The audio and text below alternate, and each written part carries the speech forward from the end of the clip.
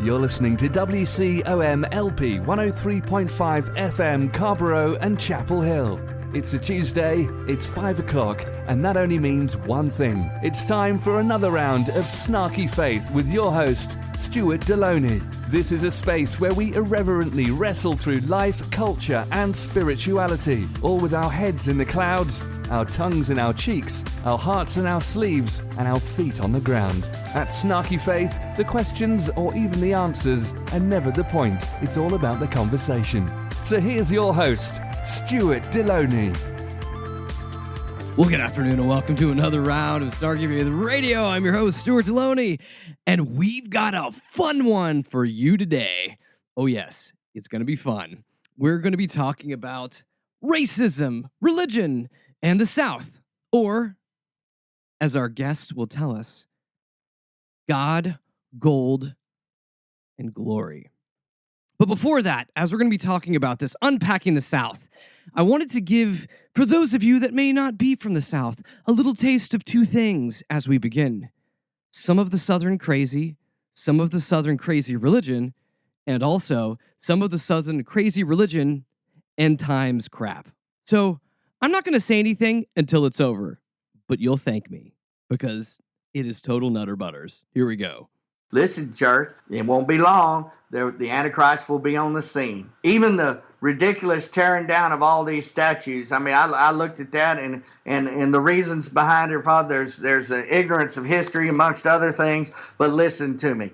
The reason they're tearing them down is a precursor. When the Antichrist comes to power, there ain't going to be any statue of anybody but him. Oh, and by the way, when Jesus comes to power, when Jesus comes and he comes in the millennium, there won't be any statues to anything. But on the way to that place, listen, because there is but one hero, is Jesus, and he doesn't want us to have a symbol to look at. He is it, and he'll be here. And all that's going to go away. But in the meantime, the Antichrist will not allow any worship but to him. And that is being prepared. That is a spiritual preparation for that day. All right. So to give you just a scotch, a tiny little bit of context, that's Pastor Randy Rickey of Christian Outreach in Oklahoma. So he's out speaking about this, which defies logic, because he's trying to defend this idea that tearing down Confederate statues will issue in the Antichrist and the end of the world, because also, as he put it, at the end of the world, there can be no statues because of Jesus, but somehow these statues coming, I don't know, my brain just hurts. But your brain won't hurt as we sit down with Rhonda Ragsdale today, which I'm really excited to do. It was it was a fun talk. And without further ado, let's talk about God, gold, and glory. Religion and its roots of racism in the South.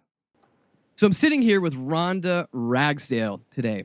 Rhonda is a social justice educator who has a master's degree in U.S. history, Southern history. Her passion is social justice. And Rhonda, first of all, thank you so much for being here today. Thank you for inviting me. I am excited to be here and spend this time with you and your listeners. Well, Rhonda, we wanted to be able to talk about, and especially this show is oriented around the South in many ways, the religion and the South. And I brought you on here wanting to be able to talk about racism now and racism then, and really just kind of how did we get there? And you're an educator, so I wanted to really give you a lot of space today to be able to educate us.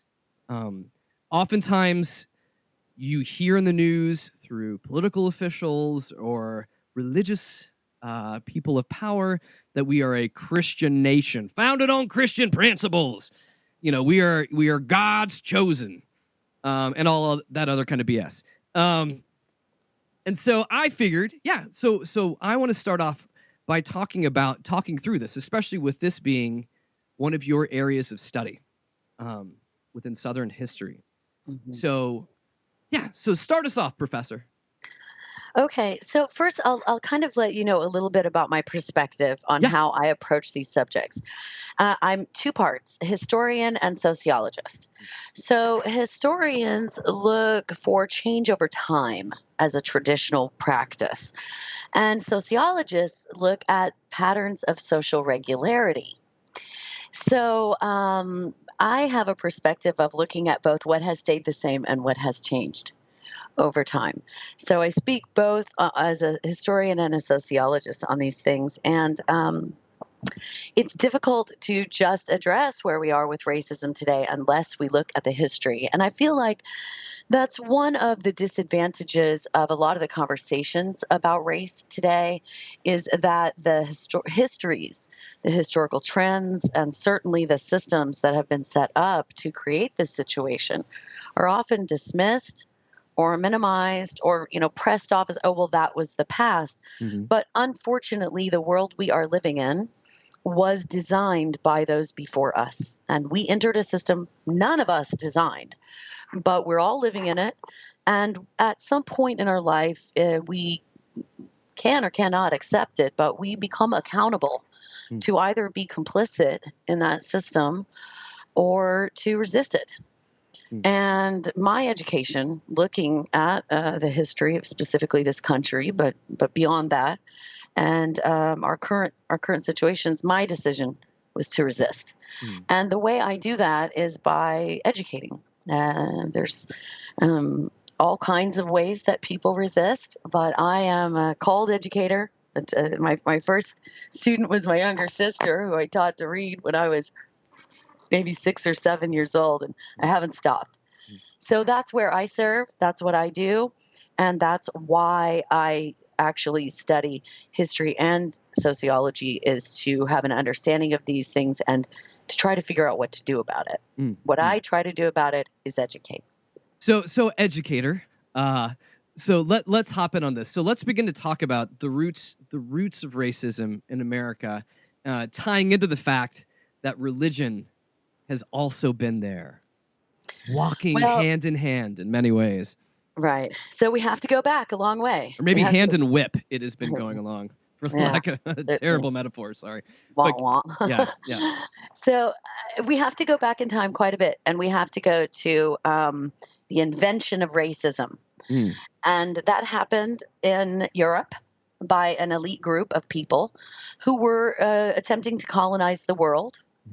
And they were using religion and their ideas of superiority based on this racist system that they had constructed. They designed that in order to justify the imperialism that we are told is the new world. The new world. And what we mean, the new world, that is the time period in which Europeans had a new system in order to justify. Religious wars have been going on much longer than that. But during this time of what they call exploration, this time of conquest and really, global imperialism that we see, when the Americas are first explored, is what our textbooks will say, but they were conquered. When they're conquered by the Europeans, this is done in the name of what we say God, gold, and glory. And that came along with them as a sort of religious justification for everything that they did afterwards. So really, if we want to talk about the roots of racism, it came on the ships. Of the Europeans. And as we know, their enslaved people were with them at the time, also through the justification of religion. So that's really where we're talking about the deep family tree of origins begins. But more specifically, when we see this develop into the kind of evangelical Protestantism that is accompanied with the slave system that was set up in the American South, this is connected to manifest destiny. And this is the concept, of course, the idea that 19th century Christians were given a decree, or at least a pass on their expansion of the U.S. To spread their superiority and their religion. So the South is founded on that idea that white Christians had right to that land and a right to enslave people and all of that. And then we see this spread even further as many people from the South populate the American West and spread west. Because while we definitely have Easterners, Northeasterners that are populating what we think of as the expansion of the American West, it's a lot of Southerners. A lot of Southerners who were unhappy with the Civil War, who were very angry having to pay for labor, who wanted to get out of there.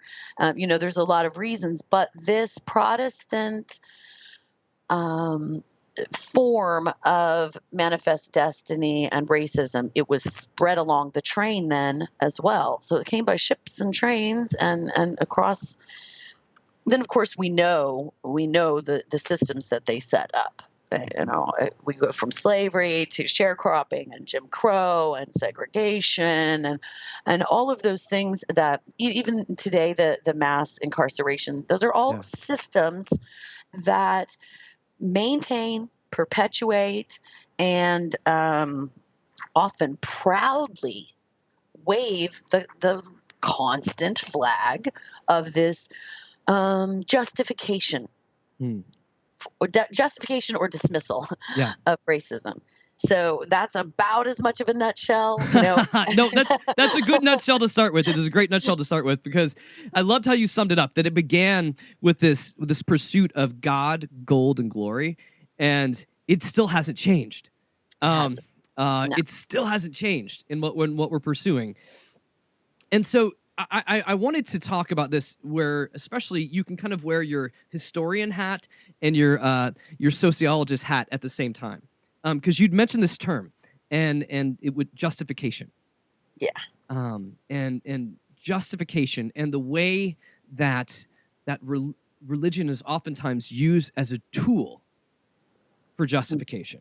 It is, and I know oftentimes they can say, "Oh, God is telling us to do this."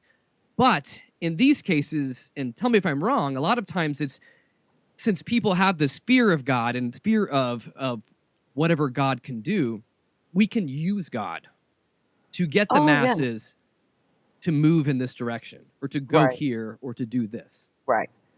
And if we really look at the background of religion on a global perspective, if we go back into ethnographies and anthropology, we can see that in almost every culture, religion is set up to do just this, to justify, to create narratives that allow for control and hierarchy and rules that normally a group of people would not agree to.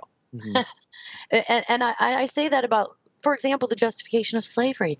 I mean, in no legal system without a religious justification can we find justification for kidnapping a human being, forcing them to do labor, stealing this labor, profiting off of it, and counting ourselves as moral or ethical. That's not. That doesn't come from a human rights perspective. It doesn't even come from some of the most ancient ideas about self-agency and autonomy. So we have to have, there's no other way to get people to do something evil and unethical unless you tell them, well, this thing bigger than us, this thing better than us, said it was okay. Said it was okay. And, then people take the law, even people who are not religious. If we can get the law to be influenced by that religious justification, as they did because they were a dominant force in our representative government, if you can get it turned into law, then people don't even people who aren't religious don't need the justification of God anymore. They use the justification of the law. Well, the law says I can do it. And when we are letting the law or religion excuse or justify something that must be wrong, it must be wrong to kidnap a person, to steal their labor, to rape, to murder, to torture. It must be wrong to do that. And yet we justify it. You can find it in the news. You can find it in social media. You can find it in the barbershop. all over the place. People are justifying behavior that somewhere in their deep heart of hearts, they must know is not okay. They must. And so I think in those, and so tell me if I'm wrong with this, because you were talking about too, the God, gold, and glory. I think sometimes that idea, they're not on a level playing field. Oftentimes these justifications can happen when one of those, and I'm not even saying this is any kind of like glorious Trinity. This is kind of like the evil Trinity manifest destiny. But oftentimes I think that you can end up, if gold and your own personal glory is the main thing, then you use God to be able to get those. We see that right away with the Portuguese and Spanish as they began. They left, on this mission to do this conquering and exploring and gathering and, acquiring for the empires. They do this for glory and for gold, but they have behind them the crown, which is supported by God. And so they can go in the name of God, and they don't even have to really focus, the narrative on the gold and glory. But if we look, let's say, what some of these, we know the names of the early explorers. They're still called explorers. Yeah. Some of them still have a freaking holiday. And yet, if we look at their lives, if we look what they were really about, they were not representing anything that any religion I can think of would call, a godly value. Extreme evangelism, maybe. Maybe. Sick. I'm joking about that. And really what begins to happen, and I think that so as you speak of the origins, and then as you think about then connecting it to where we are now, nowadays, you begin to see these, for lack of better terms, sad little white men that are they're fearing this. As we've seen this, and what's been fascinating to me is, growing up in the South, that racism and bigotry haven't left. No. And in certain ways and in certain places, it's kind of been more underground. And we see the rise of Trump, especially at the hands of the evangelicals. Because what was it? It's like 81% of white evangelicals voted for Trump. And we see the rise of this, which is also given justification now for all of these heinous and kind of sick views to kind of come back into the air. And now they're allowed to talk like this. Now they're allowed to rally like this. And it's this idea, I think a lot of it's born out of fear. Where we're at right now. I mean, fear that we're losing values, fear that we're losing power, fear that we're losing all these things that are really just cultural constructs. Well, and most of these fears that you're mentioning are about the fear of losing unearned privilege. Yeah. And they may not identify it that way. They may not see it that way. But when something you did not earn is taken away from you, it feels like a loss. Yeah. They aren't thankful for the 400 years of unearned privilege they stand on. Instead, they are upset that now others are given a chance. A chance, still in a rigged system that is, situated for the success of certain people. But that's what we're really talking about, is a fear of unearned privilege. I like the way you put that. And so let's talk about this. So we'll hop forward a little bit in time. Sorry, I'll go back, rewind, and go back, moving forward here. And so we're talking about Civil War times, when the country began to, thankfully, and it had happened a little bit before this, but begin to kind of have a moral compass that what we're doing is not right, that this may be wrong, we shouldn't be doing this. And there were certain agencies that continued to push forward the racism or tried to maintain the status quo. A couple of them, and I want to talk to these too, like the Southern Baptist Convention. The Southern Baptist Convention, which came out of a dispute over the fact they split with Northern Baptists over the idea of slavery. They sure did. And they sure did. Talk about justification. I know. Not only justification to participate in slavery, but justification to split a church. the split of church. So I want to address that, but I would like to rewind Oh, to use let's your term just a rewind. moment. So Yeah. I'd like to mention the idea that there was sort of a moral compass that emerged during this time. Yeah. Because religion was also used to justify the end of slavery or the end of legal slavery in the American South. Because slavery's still going on. Yes. But for one, I want to mention that there has always been a moral compass that has been a voice, a beacon, whatever you want to call it.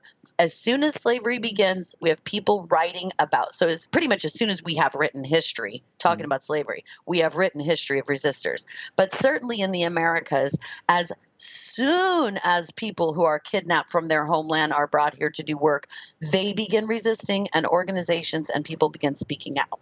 Mm-hmm. The North was beginning to grow very tired of competing with a Southern empire that was using stolen labor when they had to pay for theirs. Mm. So I don't want to overemphasize the role. They too used God. They too used verses. They still used religion to add to bring a moral compass into the conversation, but they too had gold and glory behind their justification for wanting to end slavery. So you're saying in many ways, at least tell me if I'm right, this is all, some of this was about leveling the playing field. Yes. Okay. Yeah, because the South, not only, were they making, lots of money, they were creating a dominant position, and they were, really getting the glory for converting the U.S. If we look at the antebellum era, this is a time of great economic prosperity for the U.S. You can make a lot of money when you steal labor. Yeah, I know, you're right. Yeah, keep going. Yeah. So, yes, they wanted to be able to get some of that golden glory, so to speak, about that. That's just, they're sick and tired of how are you ever going to compete with an entire region, an entire industry that's not paying, the majority of its workforce. That's just impossible. And they're trying to get industrialism really pumping out up there. And they're having to pay factory workers. Well, they already know that slavery's not going to fly up there. And some of them did have a moral compass that might be pointing the direction we're talking about. Yeah. So to level it, the best way is to, remove the South's unfair advantage. Again, that unearned advantage. Mm-hmm. There's a book I'll mention right here. Yeah. It's called Complicity: How the North Promoted, Prolonged, and Profited from Slavery. It is by Joel Lang and Jennifer Frank. And Anne Farrow, I believe, also. So I wanted to mention that book because that's an eye-opening book about the North's complicity in slavery for a really long time, because they sold the processed, they made and sold the processed goods from these very cheap raw materials they were getting from the South for a long time. Well, which is fascinating too, because sometimes we don't, and especially that's one thing I've noticed with my children as they're going through like U.S. history classes and stuff, and it amazes me that, well, it's, as they say, like, history is written by the victors. It has been so far. We're trying to change that. Oh, okay. Well, I hope so. But we, in fact, and for lack of a better term, we end up whitewashing our own history in many ways. Absolutely. To make the good guys and the bad guys in the way that we look at this. And we really take out the complexity of what was happening and the complexity of what was going on within culture and society at these times. And try to make it as if in many ways the North, bless their dear hearts. Bless their dear hearts. They were just Mother Teresa's out there. Yeah. Every one of them. Listen, Union soldiers raped enslaved women. Not all of them. I'm saying this happened. Raped women and then told them, now you're free. Now you're free. This is a well-documented, these stories over and over again. So we should not pretend that the good guys and the bad guys are the North and the South. Yeah. or that the South lost. It is a controversial statement, but I hold true to the idea that the South won the Civil War. The Confederacy, who are old, dead, elite men, the Confederacy lost, but the South won. They won the abolition of slavery. They won. It was better for poor whites. It was better for women. It was better for immigrants. The only people who lost the Civil War were the Confederates. And we continue to add on these kind of like extremist views of all of this. And as you say, it's more complicated than that. Mm-hmm. Well, it's easier. It's easier for us to conceptualize that in American history that we weren't all crappy in some way. And there, that is certainly true. We have heroes. We have black and white heroes and many other heroes who are part of this narrative. Just as you were mentioning, the Southern Baptist Convention, they make this decision, they split off, but you still have the Northern Baptists. Yeah. For every one of the tragic approaches that the Southern Baptist line took, we see the Northern Baptists chose to, place themselves in a different part of history. And this was a time when people did have to decide. Yeah. Now, they weren't deciding about whether they were racist, though. Please, let's not think that. They were deciding about whether or not slavery should be legal based on race. So that is a long, far cry from people really freeing themselves from the racist ideas that have been implanted in us generation after generation after generation. Which is still very much alive. Even mentioning that, like with if we look to the Southern Baptist Convention, because they're the largest non-Catholic Christian denomination in America. With that legacy. Yeah, with that legacy. And I'm not saying all are completely owning up to that legacy. I know many have tried to own up to the past and the legacy, but this was 2017 last year when they had the Southern Baptist Convention, their meeting where everyone comes together. It ended up turning very chaotic because they had a resolution that was brought up that was meant to condemn white supremacy and the alt-right. So there was a lot of tension about being able to even condemn white supremacy and the alt-right, which should always be a win. Like in my mind, it should of course, this should be easy. We should be able to, and eventually they did pass it. But during their convention meetings, it turned into chaos over this topic, which I'm still pounding myself in the head and being like, really, guys, and this was in 2017, but seriously, how is this not a default answer? How is this not just a total pass through? Yeah, we're totally fine with this. Alt-right, bad. White supremacy, bad. But we are still clinging to that. And you had mentioned, which I thought was interesting, that the Civil War being about ending slavery, the legality of this. And so when do we begin to see this kind of consciousness about the idea of racism? You know what I'm saying? When does this become something that becomes part of the cultural consciousness, that you have people noting oh, wait a second, this is a thing? It depends. If we're talking about white scholars, not till recently. Okay. Black scholars were talking about it then. Yeah. They kept talking about it the whole time. We can look at Du Bois and see that he was talking about it way before other people. And so were many other people talking about this social construction. Harriet Tubman.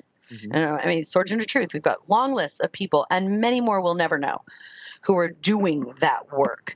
But in terms of it being accepted and confronted and really dealt with on an academic level, changing the histories, it's not until after the Civil Rights Movement when Black and brown people really have access to graduate school and can start writing those histories and get them published and influencing white scholars who were, able to stop talking for long enough to listen.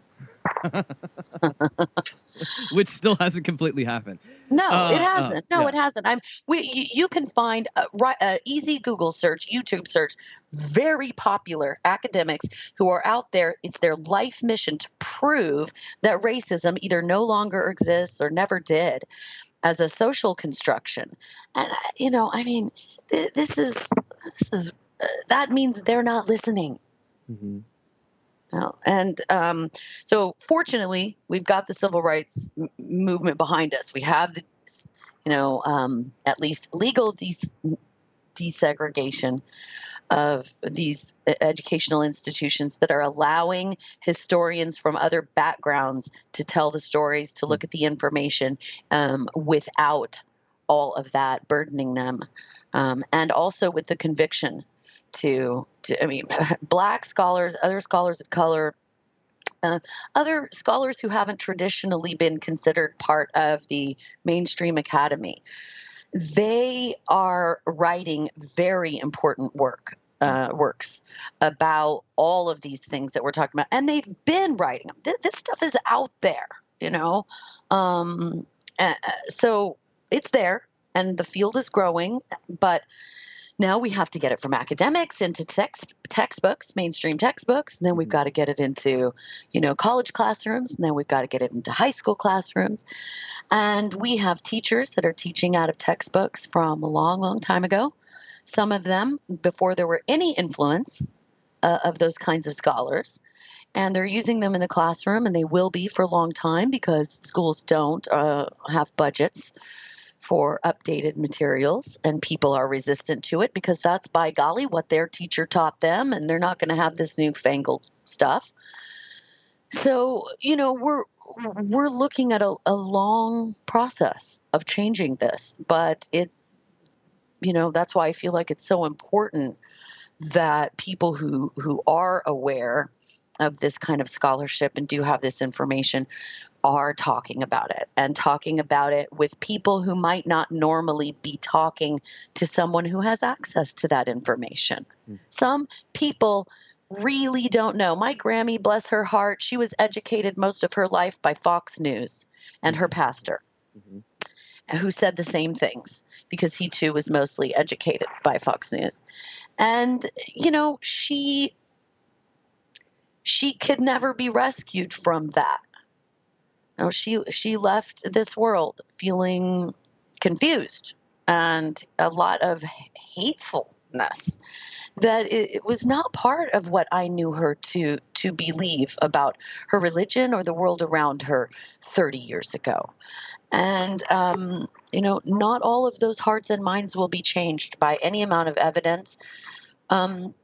Because they're not going to look at it, or they don't want to, or they don't trust it. And so some of that will simply take a lot of time. But it's an uphill battle, and it's constant. And there's a lot of resistance to it, because if we acknowledge these things are systemic, then we become complicit if we don't resist them. And we all know that in our heart. So speaking of this, because you were talking about just the resistance to this, and you're getting there, and I think I may have cut you off in this, but what are those things that continue to be a stronghold that keep, especially the South? I'm not saying, again, I've lived on both both coasts in our country, and one of the biggest areas in our country for skinheads was outside of Spokane, Washington. So this isn't strictly a Southern thing; it's an American thing. It is. But what are those things that keep a stronghold? What are those things that keep us from evolving and changing and having our eyes open to these things that are around us? Like there is a huge resistance to change. Right. So one of the here I'm going to go back to that social justice educator, that educator in me.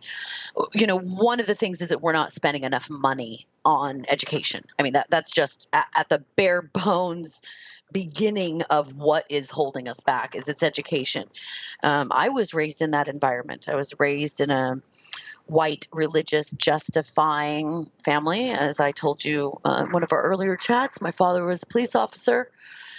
And cop culture is very similar to religious culture, and it perpetuates a lot of this. And so we have a system that is not having the proper money and funds and resources spent on education. Even though we know that this has been a region of the country that's been under resourced for a long time. So education is at the bottom of it. And then the poverty that is in the South. You can look at the statistics. The poverty in the South is a very real and pressing issue. And poverty that is systemic has all kinds of obvious and latent dysfunctions to it. And one of them is it keeps people in survival mode.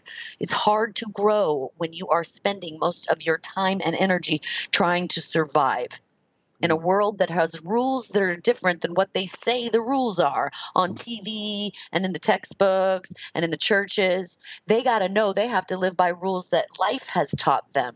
So learning rules from somebody else is hard when you're trying to survive poverty and racism and all of these extreme conditions that a lot of places are dealing with, specifically in the South. So poverty and education are going to be some of the main things. But we also have, healing that has to happen. So that's not always a purely intellectual process. Yeah. And healing it's hard to listen when you're wounded, and that's understandable. On either end, I'm not talking about any one particular group. But even if I think you're not justified, or you're not, you shouldn't be hurt. That doesn't change if someone is hurt and they need healing. So in order for healing to happen, so that we can listen to each other and we can learn, we have to acknowledge what happened. As long as people are saying that didn't happen, it wasn't that bad, it's not still going on, that gaslighting and victim blaming and minimizing, dismissing. It's like that uncle that molested everyone in the family and no one will admit it, and they want you to lie about it, and they wonder why you're angry and why you don't want to hang out with that uncle. Not to give uncles a bad name. But, the first step is that this uncle must acknowledge what he has done and stop doing it and remove himself in an accountable way from continuing to do this. How can we heal if uncle is still abusing people? Let's say it's Uncle Sam. How can we heal from that if Uncle Sam won't even admit he's been abusing us all this time, or abusing our neighbor, abusing our friends, our loved ones, our family, our community members, our church members? So without that acknowledgement, we can educate ourselves, we can learn, and we can try intellectually to work out solutions. But if we're talking about healing, there's going to have to be acknowledgement, regret. I'm sorry that happened. I mean, sometimes that goes so far to say, I realize, I see now, I hear what you say. As long as people say, that didn't happen to you, that didn't happen to your grandparents, that didn't happen to your great-grandparents. Listen, lynchings did not happen that long ago. Look at Jasper, that's 92. And we have many other cases of people that can be called lynchings today. But even if we look at the historical era of lynching, that is not so far removed that people in the South don't remember it. And the smell of burning hair, the smell of burning skin is not something you can just heal from because you read a book. That takes somebody saying, this should not have happened. It caused trauma that has generational problems, and it's built into the system, and we got to fix it. That's how you show you're sorry. That's how you show people you're ready to heal and unite a country. You acknowledge what you did wrong, you accept responsibility for it, and then you work toward making amends. Now you're going to get me preaching over here. Yeah, but see that's no, but that's the thing that you're right, that there is a difference between simply forgiving and reconciliation. Because for forgiveness, I can forgive something that has happened to me because it gets it off of my consciousness. It gets it out of me. But the idea of reconciliation is the two coming to the table to both be able to admit and hopefully say that there is a way forward. Right. And let's just say for the sake of argument that the answer to this solution was that Black people and brown people who have been discriminated based on a racist system, what they need to do is forgive, and then we'll just move on. Oh, no. That's not what I was saying. Yeah. But let's just say that for the sake of argument. Yeah. That is placing all the work, all the emotional work on the victims themselves. Mm-hmm. You know, that's got to be one of the grossest ways to respond to abusing someone, is to expect them then to do all the labor of healing and recovering and reconciliation. And so if people want or need to forgive on their own, that's on them. I know there are a lot of views on that. Some people say if you don't forgive, you'll be bitter. It'll have a bitter root to grow in your heart. I'm going to tell you, some people did some very horrible things to me in my life over the years. Some of them I address publicly at different times. I don't feel obligated to forgive them. I think what they did was forgivable, and I'm okay with that. And I've never felt plagued or burdened or held down by that. In fact, I feel like I'm honoring my survival by tucking away in my register book that they owe a debt they have not paid. And I might not be collecting on it anymore, but it's still in my book. And forgiveness means you write off a debt. And I haven't written them off, and I'm okay. I'm not suffering. But if others want or need to forgive, if that's part of their healing, I fully support it. But that can't be the only answer. Oh, no, absolutely not. You know? But what you're also, but I was trying to get at, like, what you're getting is this idea of admitting where you're at. And we're now at this place in America where I feel like, and it's easy to speak like hyperbolically that this is the most divided we've ever been. But it does feel that we are incredibly polarized at this moment in history. I have no idea why that would be. I say facetiously. Could not possibly be white backlash related to an Obama era. Or I could just say sad in all of that. But yes, that we don't have an embodiment of all of this white backlash with the bad comb-over happening. But that's neither here nor there. But when we're at this place where we're so polarized with this, and in many ways, I guess what I'm trying to ask is what is a way forward? What is a course forward? Especially when as we're speaking about our very deep racist roots in our country, where many of one side do not want to admit, do not want to even acknowledge, do not want any of that. It feels like there ends up being, I don't know. So what are roads forward? Well, I will say, and not everyone agrees with me, and I don't disparage the work that they do. But if someone does not want to admit, acknowledge, they don't want to listen, they don't want to learn, they want to remain steadfast in their willful ignorance, I don't know how we can reconcile with them. However, I believe there are more people who do want to learn and accept and will at least open a tiny door in their heart or mind. And so I believe that the best approach is that we ally based on everything we have in common instead of focusing on our differences. And I mean that in a qualified way. When we make allied groups, which are essential right now to building community and all kinds of things, we want to use our differences, our diversity, to give us strength. Yeah. But our goals should be set on what we have in common.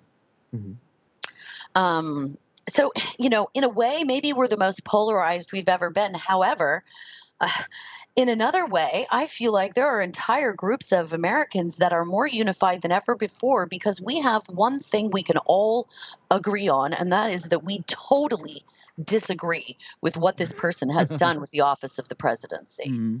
I mean, that's a unifying factor. That's more unifying than anything I've seen. I mean, Obama had a great unifying factor. Trump does too, in a horrific way. Yeah. But we're joining together because, like, I might disagree with this person on 3 other things, but if they can see, the harm of what's happening right now, at least we have that in common.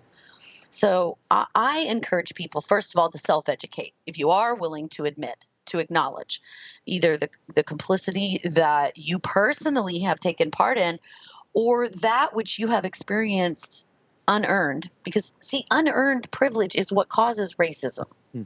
If it's unearned racial privilege, if I'm getting more privilege than I should have, someone else is getting less. Yeah. So we can educate ourselves. We can start there and talk to other white people.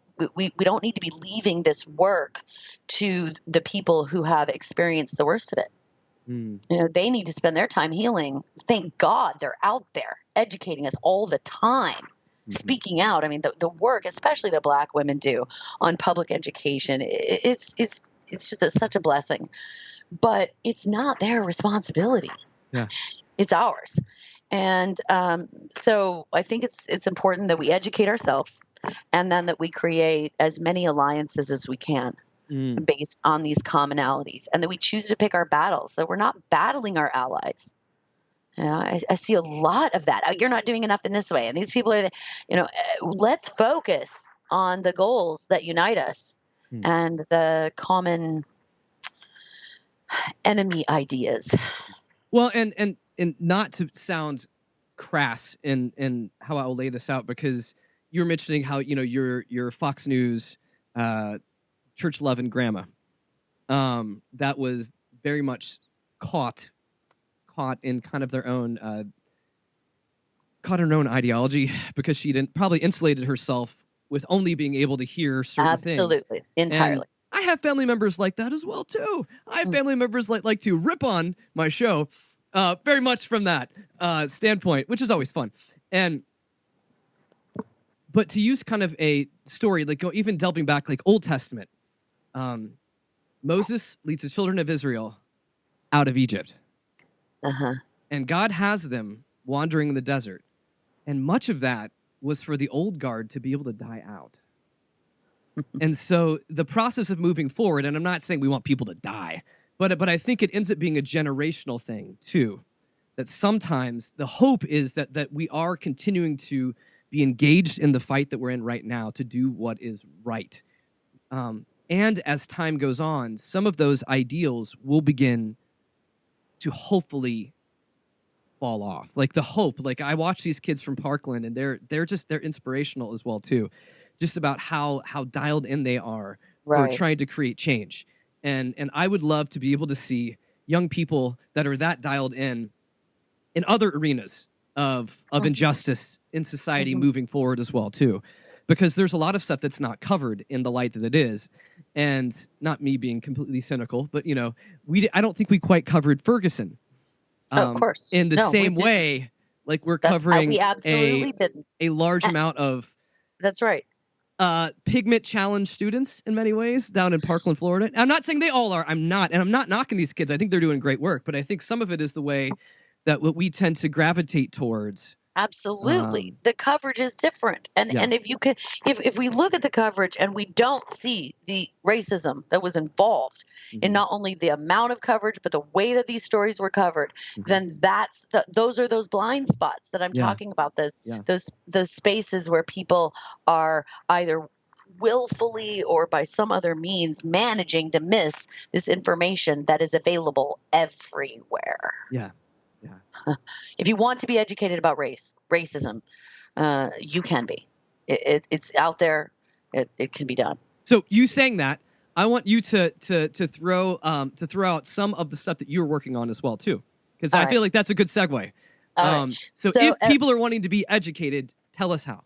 So every weekend, I host, along with several other academics, scholars, activists, artists, all kinds of people who participate in an online teach-in called Saturday School, hashtag Saturday School. And every week we choose a different social justice topic, and we provide all kinds of information about the topic, different aspects of the topic. We have resources on Pinterest, Facebook, and we meet originally, the hashtag is Saturday School, but we also have a topical hashtag. We call them the So Just hashtag. So it's hashtag So Just, and then any of the topics for the week. Recently, we've covered some things like So Just Sports, So Just Air, This weekend is So Just Fashion. People might not think about clothing and fashion as a social justice issue. And we have many others that you can find at So Just hashtags. So I welcome anyone. They can also find me on Twitter at Prof. Ragsdale. And I'm pretty accessible. So Rhonda, as we start to kind of wrap this up, I've got a couple we'll hit a couple things rapid fire. So what right now is exciting you the most? The opportunity for, today, I'll tell you, today, Yeah. it's the opportunity that we have to use social media, which is for all the negative things you want to say about it. It's monetized. It's got all kinds of problems with it. It's also a democratization of media. And we can use social media and youth activism right now to really speak in ways that are exciting. If we look back over some of the main social justice movements throughout time, children were involved. Children suffer social injustices just as much, if not more, often more than adults do, and they are not complicit. They're like the only ones not complicit. And they suffer so much. And they were involved the March to Versailles. They were involved in all kinds of social movements. And of course, we know they were involved in the civil rights movements. Children's marches were a very important part of Martin Luther King Jr.'s strategic approach to his methods. But it wasn't just Chicano students. A lot of students who weren't even able to vote have participated in social change. And it's exciting for me because I've never been one of those people that was, begrudgingly speaking of those younger than me. I will always be an advocate for children, especially teenagers. They speaking of moral guides, they often have some of the most powerful ones. So I'm going to if you're good with this, I'm going to hit you up with the word association. Okay. Can you handle this? All right. Okay. Sure. I'm game. Okay. And honest. Just be honest. Okay. Here we go. Be so honest, I don't even mind bleeping if I need to. As I edit this. Okay. Okay. Okay. Betsy DeVos. Uninformed. Church. Establishment. Jeff Sessions. Tired. Justice. Goal. Equality. Hope. And hope.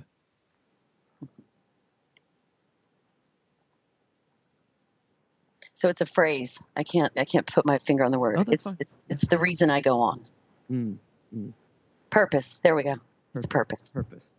Well, Rhonda, thank you so much for being a part of the show. I think that it's, I've enjoyed this conversation. And as we've talked before, you're willing to be back here? I am. We haven't I'm run you willing off. to come We haven't back. run you off. Okay. Nope. And so a reminder for everybody else, if you want to be able to find out more about the work that Rhonda is doing. So #Saturday School, correct? Yes, that's right. You can also find me on Twitter at Prof. Ragsdale. And if you looked at my pinned tweet, it'll tell you exactly how to participate in Saturday School. You can be a student, you can be an educator, a lurker, whatever you want. Well, yes, thank you so much for your time, and thank you so much for your voice. I appreciate your perspective, and I appreciate you coming on here. Thank you so much. Thank you for inviting me. I look forward to joining you again. So again, thanks so much for Rhonda for being on the show. If you want to find her, connect with her, just look up at Prof. Ragsdale on Twitter. You won't be disappointed at all. So as we end this broadcast, just a reminder that you can catch us on podcast at www.snarkyfaith.com. You can also find us on Facebook and Twitter. And if you've got comments, if you've got thoughts, if you've got ideas, if you want to argue or disagree with me, if you want to tell me, hey, great job, you know what you can do? Email me at questions@snarkyfaith.com. So thank you so much for joining us this past hour. And what I want to go ahead and tell you is this. I want to send you out into the world with grace and peace and just the right amount of snark. That's all I've got. And I will catch you guys again next week. I'm out of here. God bless the United States. Thank you very much. United States.